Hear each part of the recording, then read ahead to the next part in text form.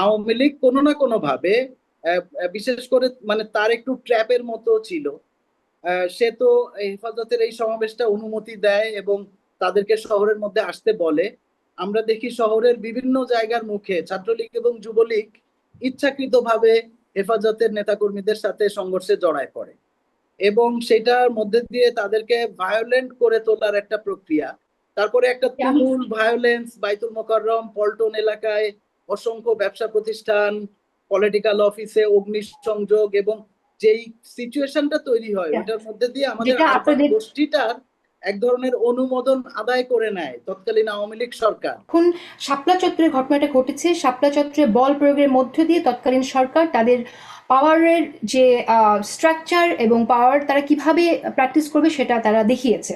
তো সেই জায়গা থেকে আমার প্রশ্ন যে আপনারা তো তখন জানতেন যে কি হয়েছিল, আপনারা সেই প্রতিবাদটা করেছিলেন কিনা শাপলা চত্বরে যে হত্যাকাণ্ড ঘটেছিল, বা করেননি কেন? আমরা জানি যে সেভাবে আপনারা ছিল আমাদের মধ্যে অনেকেই এইখানকার বল প্রয়োগের ধরন নিয়ে আমরা এটার প্রতিবাদ করছি, কিন্তু দুইটা জটিল জায়গা। এটার জটিল জায়গা হচ্ছে যে আহ, পুরা জিনিসটা শহরের মধ্যে অনেক ভায়োলেন্ট হয়ে উঠছিল এবং সাধারণভাবে সেটা ওই রাতেই বা ওই দিনেই আমাদের পক্ষে বোঝা একটু কঠিন হচ্ছিল।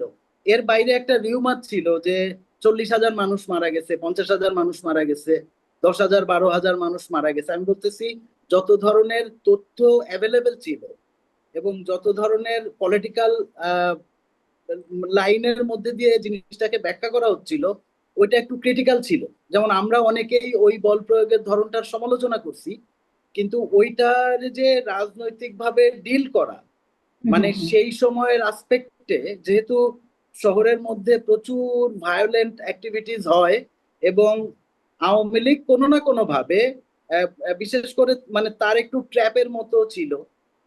সে তো হেফাজতের এই সমাবেশটা অনুমতি দেয় এবং তাদেরকে শহরের মধ্যে আসতে বলে। আমরা দেখি শহরের বিভিন্ন জায়গার মুখে ছাত্রলীগ এবং যুবলীগ ইচ্ছাকৃতভাবে হেফাজতের নেতাকর্মীদের সাথে সংঘর্ষে জড়ায় পড়ে এবং সেটার মধ্যে দিয়ে তাদেরকে ভায়োলেন্ট করে তোলার একটা প্রক্রিয়া।